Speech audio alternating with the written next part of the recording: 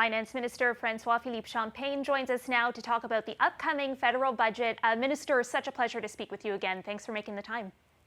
Thank you, Caryn. It's always a pleasure to be with you.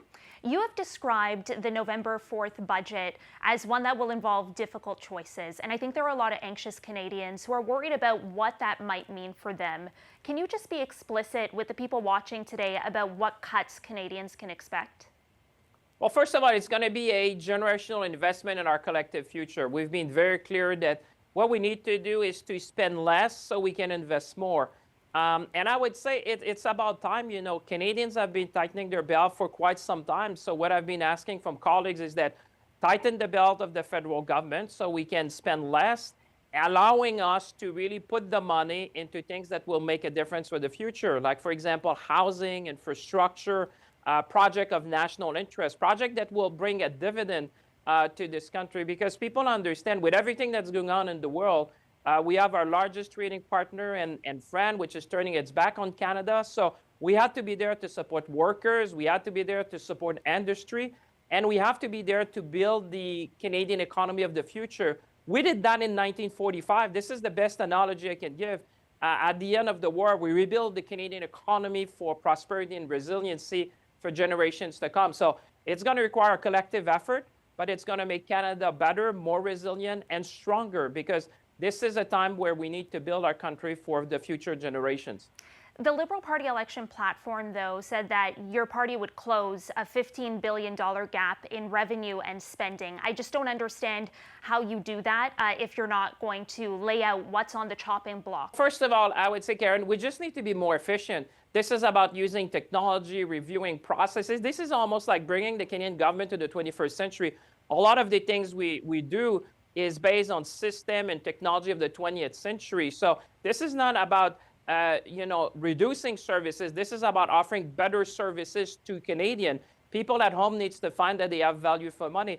Take, for example, the Canadian Revenue Agency, where we saw that the level of service was unacceptable. That's why I've asked a 100 days plan to the agency to provide better services to Canadians. Over the last decade, we've been increasing the size of the federal government. And now it's a time where we look at every corner of the Canadian government, see how can we be more efficient, how can we use technology, how can we redefine our processes, at the same time, making sure that we seize the moment. Like I said, folks at home understand the world has changed.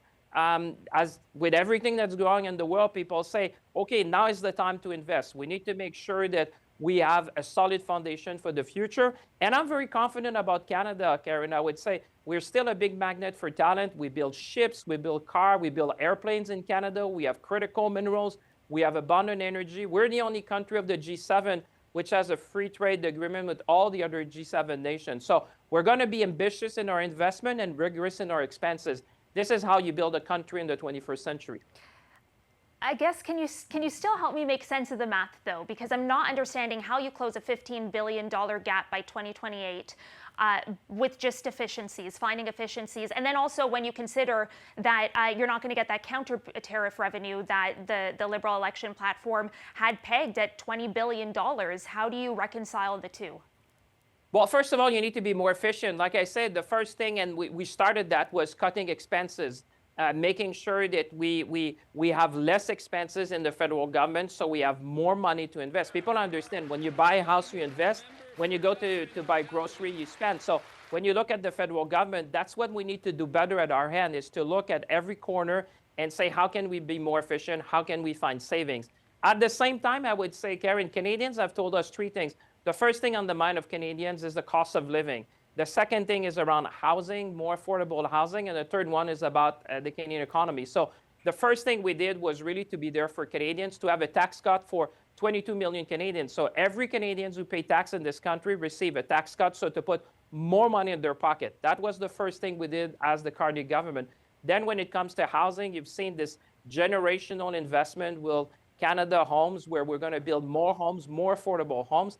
And at the same time, a lot of the things that we had to incur in terms of expenses, Caryn, was really to face this new reality. We had to be there to support workers. We had to be there to support industry. I didn't choose the global tariff war, so we had to respond to make sure that, as always, we would be there for industry and our workers, and at the same time pivot our economy So that's why I say this is going to be a transformational budget. This is a generational investment in how we want to build Canada of the 21st century. It's going to require collective effort, don't get me wrong.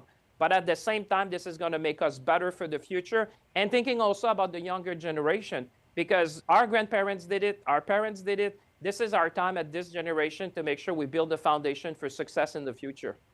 Okay, let me rephrase. Canadians who rely on social programs, your party has promised to protect programs like dental care, like health care, child care, but also protect transfers to people and provinces that, of course, Canadians rely on. Will that promise be honored? Yeah, the Prime Minister has been clear. This is about continuing to support Canadians. We'll continue to support and work with provinces and territory. The Prime Minister has been clear, we're not going to cut transfer to provinces and territory nor to Canadians. But what we're going to do, though, is to be more efficient in how we provide services, looking at different ways how we can be more efficient and how we do that. And at the same time, build the strongest economy in the G7, because the best way to ensure all the social services we've been providing to Canadians for generations is to make sure that we have a growing economy. So at the same time, yes, you want to protect services to Canadian and transfer, but you also need to invest. And that's why I keep saying the silver bullet for us is really about the investment side, where we're going to build the most resilient economy, pivot our market. Like just on this Friday, I'll be in Europe. Canada has been invited to the finance minister meeting of the European Union. This is the kind of things we want to do. The Prime Minister will be in Mexico. Listen, this is like a generational moment where not only we need to pivot our industry, because like I said, if you're in the steel sector or the auto sector, this is tough. If you're a worker in these industries, you're wondering what's going to happen. So we need to support workers, support our industry, but at the same time, make a pivot.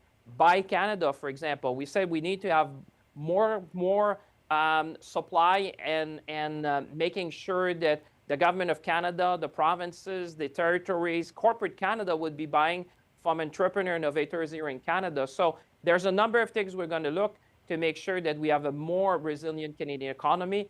This is about diversification of market, industry, certainly making sure that we buy Canadian, as the Prime Minister said, because it's about time that we support our Canadian entrepreneur and Canadian industry. When you say finding efficiencies, can you be a little bit more specific? Because while I understand the distinction you're trying to make between investment and spending, some will say it means the same thing. At the end of the day, you're spending money. So again, can you be clear with Canadians on what spending you view as useless or not serving any purpose to the country right now? Well, I would say it's pretty clear that when you invest, it's about, for example, infrastructure. It's about housing. It's about projects of national interest. Why? Because these projects, when you invest $1, they bring you more. People don't understand. It's like investing money in a company or in an asset that will produce results. So that's why we're saying we're going to spend less in our operating expenses. That's the day-to-day expenses of the government of Canada. But you want to leave room to make these strategic investments, because these investments that we have identified, for example, in the project of national interest, obviously is going to bring dividend to the government of Canada. It's going to increase the size of the economy. It's going to make Canada more prosperous. So that's what you want. You want to shift from, expenses to investments. And the best example I could say is Canadian understanding. When you buy a house, you invest. When you go to buy grocery, you spend. Well, for the federal government, we need to spend less and invest more. And that's the type of thing that we're going to be doing more to make sure that we have a more resilient economy. And let's face it, Caryn, we're facing probably the largest trade war that we have ever seen in a generation or in our lifetime. So Canadians understand that a lot of the costs we had to incur was in response to the tariff war that has been imposed on Canada, to make sure that we would be there for workers, for industries. But at the same time, now that we have done that, we need to pivot our economy. We need to be less resilient. We need to be less dependent on one particular market and make sure that we can export our goods and services to more markets. So we're not going to face that again. So that's what I'm saying. This is a reshaping of the Canadian economy, like you have seen probably in 1945 when we came out of the war, where we really had to rethink, the global Canadian economy and saying, where is Canada going to play in that global economy? What's our strength? How we're going to export, which market we're going to go. This is what we're going to do. But I think that's why it's exciting. It's a generational opportunity to build a better future for all of us. Yes or no, will this budget include direct layoffs in the federal public service?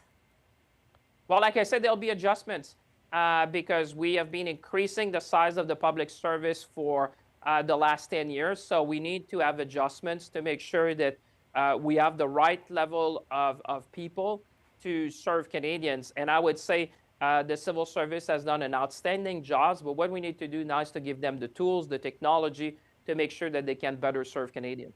And adjustments includes layoffs? Well, adjustment, I mean, there are people that are going to leave the federal civil service because some will come to retirement. Naturally, you always have a decrease. And like I said, over the last 10 years, we've increased about 100,000 people in the federal civil service. So I think, what we're looking at some adjustments to make sure that we have the right size to serve Canadians.